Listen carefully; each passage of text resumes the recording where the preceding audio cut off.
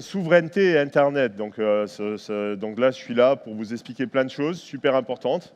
Par exemple, allez, on commence par pourquoi parler de souveraineté. On va commencer par le début. Le truc le plus important dans la souveraineté, quelque chose qu'il faut qu'on récupère le plus vite. On va vous parler de tout ce qu'il faut qu'on recrée en France pour remplacer tout ce qui existe. Voilà, c'est très important. Allez, on commence par le début. Le plus important dans la souveraineté, c'est ça. Voilà. C'est bon, on peut rigoler de suite ou on attend un peu? Allez, on avance. Allez, on va rigoler, on va commencer par ça. La création d'un Windows français, qui est pour? Ouais, d'accord. Ah, il y en a un, vous voyez, c'est possible. Voilà, d'ailleurs, il y a une vraie solution, parce que Linus, en fait, il s'appelle Lucien. Voilà. Il est français, donc il faut appeler ça GNU Lucien, vous pouvez l'installer. Linux disponible, vous pouvez en installer partout, ça vous permettra d'avoir un OS souverain. Voilà, après, on peut le retravailler. D'ailleurs, à l'époque, on en avait un, ça s'appelait Mandriva, ça aurait été bien de le laisser continuer à avancer, mais on peut en refaire. Allez, qu'est-ce que vous pensez de ça aussi? Ça vous va? On nationalise le réseau Internet? On y va? Qui est d'accord? Ça va mieux, là. Voilà, bon, on va peut-être pas nationaliser le réseau Internet. Je crois que les Chinois n'ont pas fait ça. Ils ont mis un firewall tout autour. Évidemment, ça bloque des choses.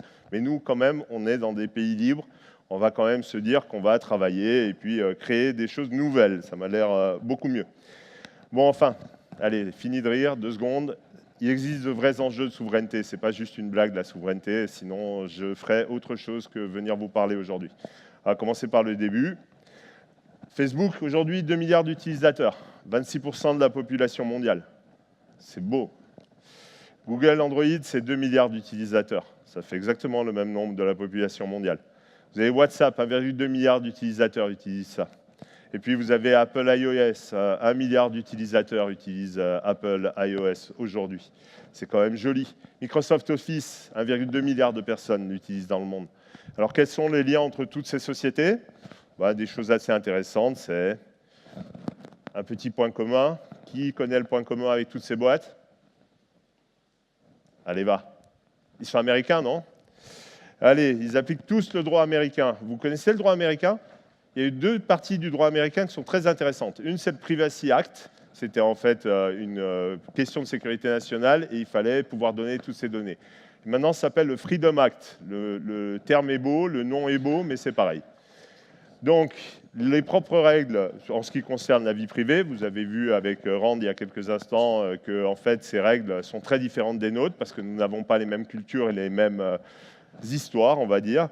Mais en fait, ces règles, elles ont une autre particularité, c'est qu'elles peuvent changer du jour au lendemain. Donc, quand elles changent du jour au lendemain, on est tous impactés puisqu'on utilise énormément ces plateformes qui, en Europe, ont 95% du marché pour certaines d'entre elles. Donc, le problème aujourd'hui, c'est... Vous connaissez ce monsieur ? Allez, 2 secondes sur la vie privée. Octobre 2013, ils ont écouté Madame Merkel. Ça tombe bien, à cette époque, j'étais à Berlin. J'ai pu remercier Washington et Google ce jour-là, autour de la table, dans une grande messe qui s'appelait le M100. C'était les 100 plus grands journalistes, plus l'Amérique et Google autour de la table. J'ai pu les remercier parce que je savais que Madame Merkel n'était pas une terroriste et que j'allais pouvoir repartir d'Allemagne facilement. Non? Qu'en pensez-vous? Allez, en décembre 2013, il y a eu un petit problème de cookies de traçage. Bon, et puis après, ça a été dans les jeux. Et puis après, ça a été dans Facebook et WhatsApp. Et puis après, ça a été même Snapchat qui a eu des petits problèmes. Puis Cisco. Bon, en gros, ça ne s'est pas arrêté, hein, ça a continué.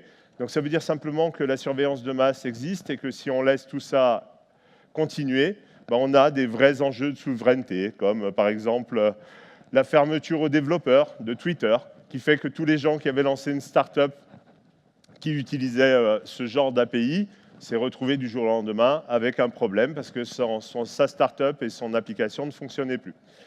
Et puis, vous avez aussi les changements d'algorithmes des géants qui ont 95% du marché et qui, en 2-3 jours, peuvent faire que vos start-up, vos applications, vos sites Internet disparaissent tout simplement des résultats et donc disparaissent de l'Internet. Donc, à la fin de la journée, la vie privée, à la fin, ça peut donner ce genre de choses. Je ne sais pas si vous avez vu ça, mais aujourd'hui, il y a un juge aux US qui demande à Google de lui donner la liste des recherches concernant certains mots-clés. Et puis, on va aller plus loin. Aujourd'hui, vous avez cette filter bubble qui a été créée par vos requêtes ou par des changements dans les résultats de tout un tas de choses, soit dans les moteurs de recherche ou dans les réseaux sociaux. Comme vous ne voyez pas tout, vous ne voyez qu'une partie des choses basées sur ce que vous faites, sur ce que vous aimez. Ce qui fait qu'aujourd'hui, tout le monde nous disait que je crois que c'était la candidate démocrate qui devait gagner, et je crois que c'est ce monsieur qui a gagné. Donc la neutralité, je pense que c'est aussi important. La vie privée, c'est aussi important. Et si tout est sous législation américaine avec nos amis américains, eh ben, de toute façon, c'est eux qui dictent les règles, c'est eux qui choisissent. Donc, vous pensiez que M. Trump, c'était le pire et que celui d'avant, il était mieux. Voilà exactement ce qu'a dit celui d'avant. C'est assez sympa. On a créé l'Internet. Je croyais que c'était le CERN en Suisse, moi. Nos compagnies l'ont amélioré, l'ont créé, l'ont perfectionné. Et il est impossible de faire la moindre compétition avec nous. Et ça, c'était directement adressé à la Commission européenne pour leur dire qu'il faut arrêter de créer de nouvelles législations pour votre vie privée, pour garantir que chacun d'entre nous pourra vivre dans un monde tranquille. Voilà. Donc même celui d'avant était assez sympa dans sa façon de voir le monde. Voilà le rêve américain, peut-être le vôtre aussi, mais je pense, moi, qu'on peut faire autrement. Et voilà ce qui se passe quand le rêve américain est appliqué. Parce qu'une fois que vous avez tout donné, et bien ensuite, c'est donné à d'autres. Et le problème, c'est qu'on est passé d'un taux de confiance en l'Internet et sa capacité à rendre libre de 100% à un taux de confiance qui est proche de 0%. Donc, le principe de la souveraineté, c'est surtout l'indépendance. Ça va être l'indépendance vis-à-vis des plateformes, l'indépendance vis-à-vis de votre travail, l'indépendance vis-à-vis de la création de valeur. C'est très important de vous en rappeler parce que ce n'est pas qu'un problème de gouvernement, c'est aussi un problème de partage des données, partage des ressources, utilisation des ressources pour créer des nouvelles startups, des nouvelles choses demain et grandir tous ensemble. Donc, les risques aujourd'hui, en l'absence de souveraineté, allez, on va aller vite. D'abord, la souveraineté des États. Est-ce que vous êtes européen? Est-ce que vous êtes chinois?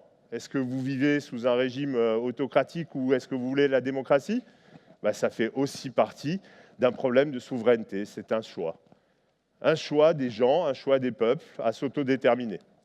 Et puis ça, une forte capacité de nuisance, parce que le on et le off de ce petit bouton-là, c'est le on et le off qui vous dit simplement une chose. Sachez que si vous utilisez les API ou si vous utilisez des services externes ou si vous utilisez des services de grands groupes, ils peuvent les fermer demain matin. S'ils les ferment demain matin, vous perdez votre business. Vous perdez votre capacité à travailler. Donc, il va falloir créer de la donnée. Il va falloir que vous en ayez, vous aussi. Il va falloir faire vos index. Ne vous appuyez pas que sur les autres. Vous risquez de perdre très gros. Beaucoup d'argent, des emplois et beaucoup d'autres choses. Un truc très intéressant, c'est la confidentialité des échanges. Ça fait des siècles qu'on fait attention à ce qu'on échange, mais maintenant, on va parler tranquillement à des moteurs de recherche comme si c'était notre mère, même beaucoup plus qu'à notre mère, parce que je crois qu'après minuit, vous ne dites pas ce que vous faites à votre mère.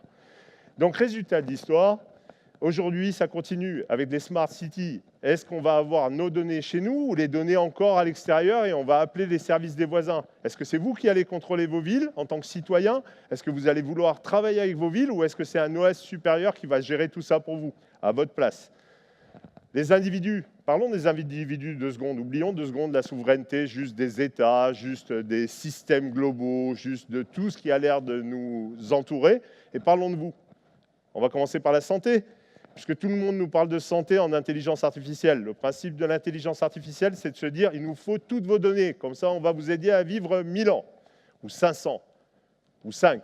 Enfin, pour l'instant, il n'y a personne qui a vécu plus de 2 ans ou 6 mois de plus, pour l'instant, en ayant pris quoi que ce soit qui vienne des résultats de l'intelligence artificielle. Ça sauve des vies, les vrais médecins en font, ça existe vraiment, mais pour le reste, c'est un peu de la science-fiction.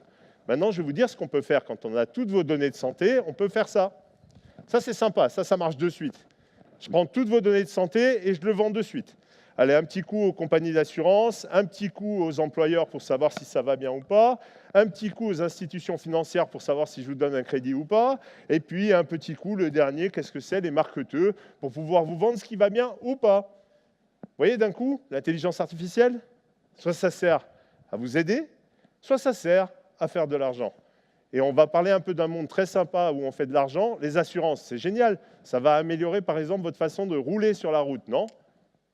Est-ce que vous avez vu ce qui s'est passé la dernière fois qu'on a installé une caméra, et surtout des capteurs pour savoir si les gens conduisaient bien ou mal?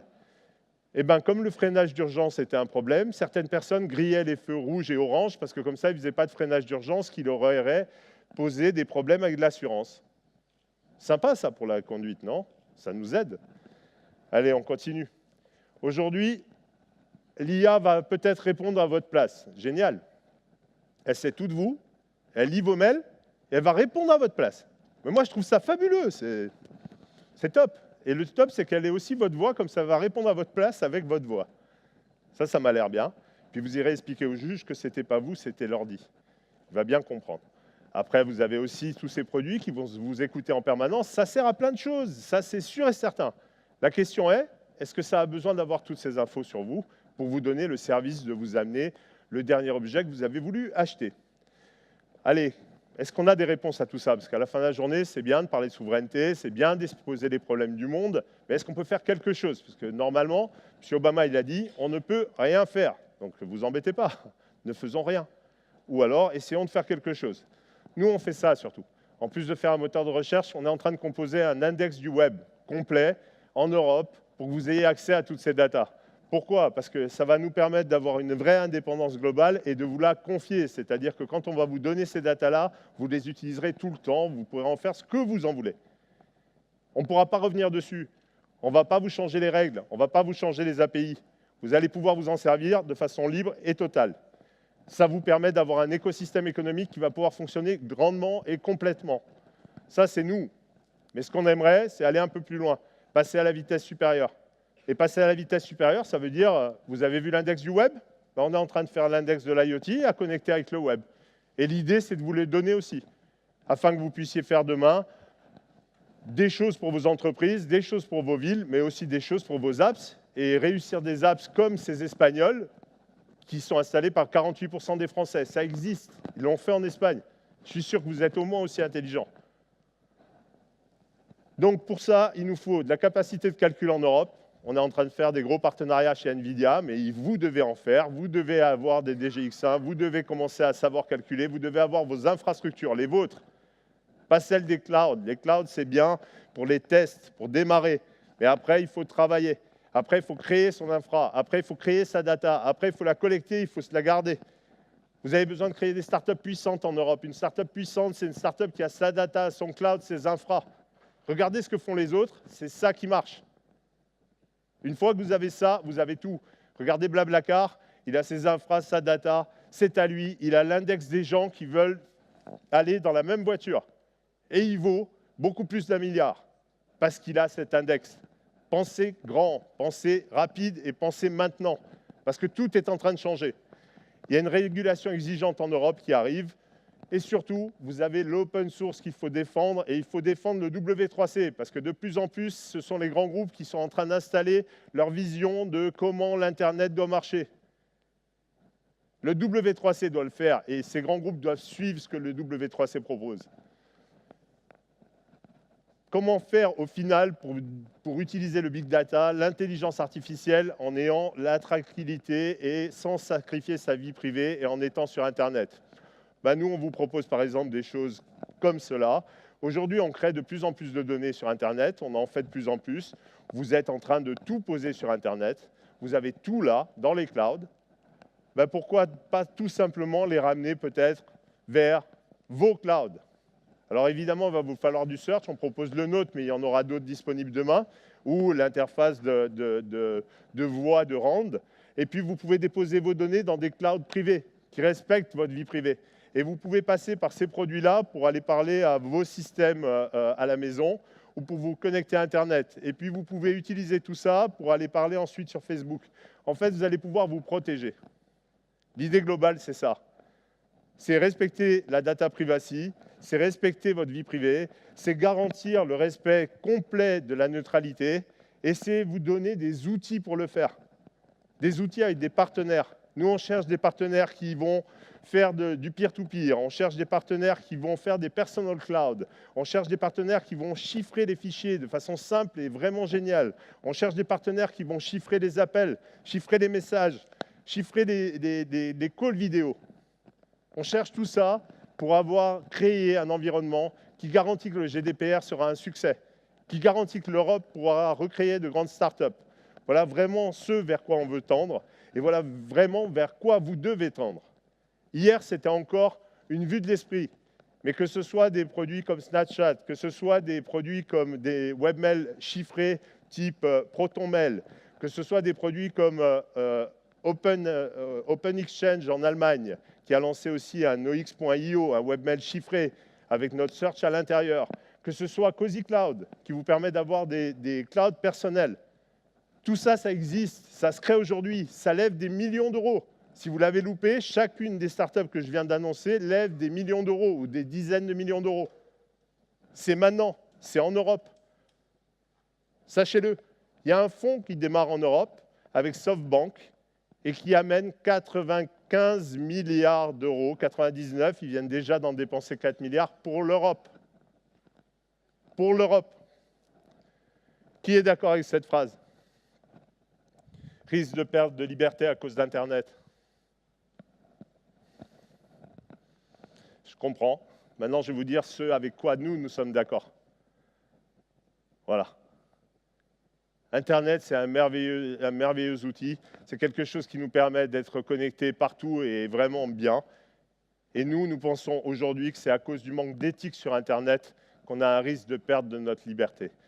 Donc la souveraineté, c'est aussi de l'éthique, c'est aussi une conception du monde différente, c'est aussi une conception différente de ce que l'on veut faire ensemble, et c'est aussi une conception différente de comment l'Internet doit être libre et ouvert. Ce n'est pas qu'un jeu d'État, ce n'est pas aussi simple que ça vous concerne tous, ça nous concerne tous, et en plus, pour ceux qui créent des startups, ça lève des millions d'euros, ça lève des dizaines de millions d'euros, et l'année prochaine, ça risque de s'accélérer encore. Alors, ce n'est pas juste une vue de l'esprit, faites-vous plaisir. En étant éthique, en jouant du bon côté, on a de quoi certainement réussir des vraies startups européennes et très différentes. Enfin, j'espère en tout cas que c'est l'idée que je viens de développer et j'espère que ça vous convaincra à essayer de nous rejoindre et on sera vraiment là pour vous aider. Que ce soit nos équipes chez Quant, que ce soit nos data, que ce soit nos capacités de lever des fonds avec vous ou pour vous, ou que ce soit notre capacité à créer un Internet de demain qui soit libre et ouvert. C'est vraiment ce que l'on veut faire, c'est vraiment vers là qu'on tend. Et s'il vous plaît, aidez-nous, parce que nous, de toute façon, on n'attend que ça, vos retours. Et puis surtout, merci, parce que pour avoir tenu jusque-là avec un sujet pareil, vous êtes quand même en place. Merci à tous.